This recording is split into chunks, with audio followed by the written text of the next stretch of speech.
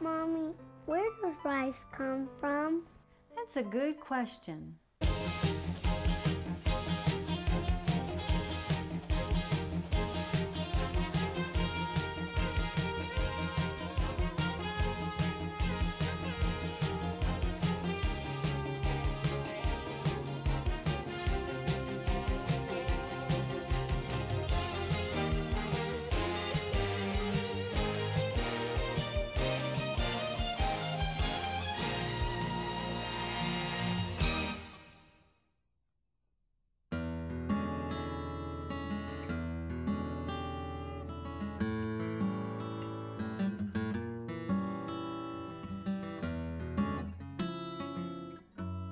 Rice was first grown in Texas near Baytown in 1834 and became an important commercial crop for the state in the 1890s.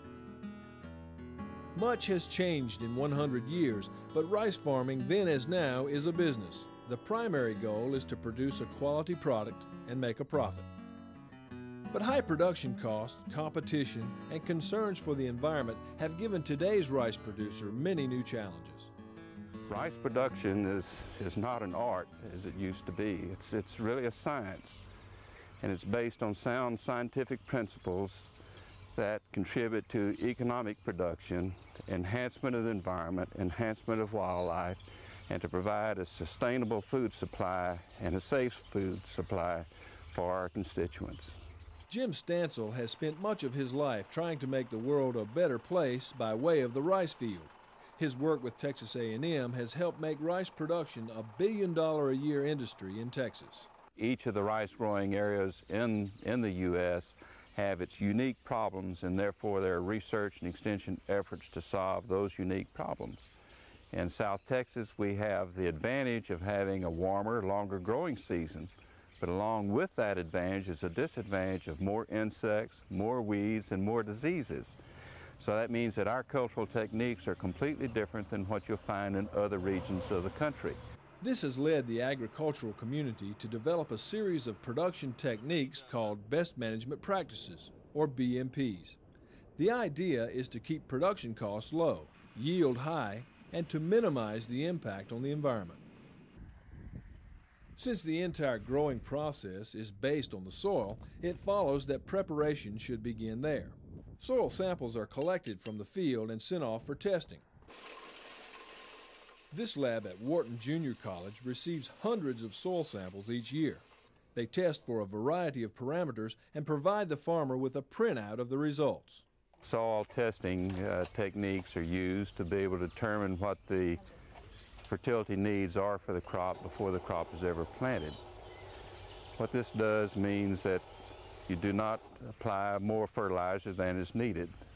That's economically sound, but also that reduces any potential environmental hazard. High tech and heavy metal combine to move tons of earth, making this field on the Ron Farm in Wharton County as level as possible. The laser sends out a beam 360 degrees around the field. Receivers are mounted on the earth movers, which tell them whether to cut or fill. We're using the equipment to fill in the lows and take out the highs in the field, and mainly to reduce the number of levees that we have out there. In turn, basically what that's going to do for us, we hope, is that we can irrigate using less water, that we can retain the soil in the field, and in turn also have higher yields, because we make a lot better rice in the cuts versus on the levees. Starting with a level field affects every phase of the crop cycle. Being able to maintain a shallower flood allows us to manage a disease in rice that we have called sheath blight. And I think the odds of establishing a uniform stand across the field are greatly improved by precision leveling a field. And it also makes management decisions throughout the year easier than if we have a uniform stand. Water from the Colorado River is used to irrigate about 85,000 acres of rice in Colorado, Wharton, and Matagorda counties. This water is managed by the Lower Colorado River Authority through its Gulf Coast and Lakeside irrigation districts. In the past, farmers were charged a fixed price per acre for irrigation water. To help promote conservation, the LCRA and area rice producers have implemented a system to measure the amount of water actually flowing to the field. With water measurement, they're getting charged for exactly what they use. So there's an incentive for them to conserve the water. Anything that they can do will benefit them. And this all will help everybody in the future because water is a limited resource and we have to do all we can to conserve what we have. Haskell Simon has been growing rice in Matagorda County for many years. He's also very involved in the process of educating both rice producers and the general public about the importance of protecting our limited resources. From a long-term standpoint, conservation is going to be the key to having future supplies of water. On a short-term standpoint, using less water helps the economic side of it because it's going to cost us less if we can use less water. Controlling harmful insects like this stink bug has always been a major battle for rice producers. When is the best time to treat a field? Will it be cost effective? By using this sweep net, farmers can gather a controlled sample and determine exactly when treatment is needed and if it makes economic sense. For 10 sweeps, we need about from 8 to 14 stink bugs for 10 sweeps, and you're finding how many? 4. So we have not reached then the economic threshold to justify treatment in this field of the stink bug. Farmers used to look out across their field, and based on the shade of green of the rice, they would determine whether or not to add fertilizer, a hit or miss proposition at best. This device, called a chlorophyll meter, eliminates the guesswork. It measures precisely the chlorophyll content of the plant.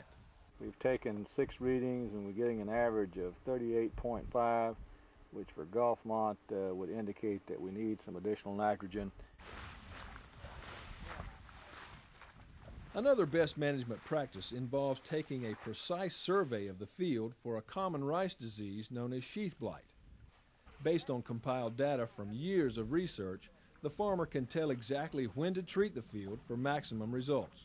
We refer to them as water weevil tracks, and it indicates that the water weevil, the adult water weevil, was here, probably laid the eggs, and we will look for the actual larva then. Commonly called root maggots, these larvae can chew their way through a rice field undetected unless you go looking for them. Taking core samples can tell a farmer very quickly if water weevils are present and in what numbers. These chewed roots are a sure sign of water weevil larvae. But again, the data will confirm if and when to treat the problem.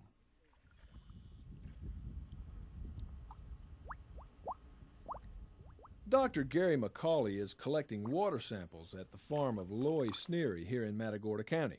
He is conducting research on water quality in the rice growing process.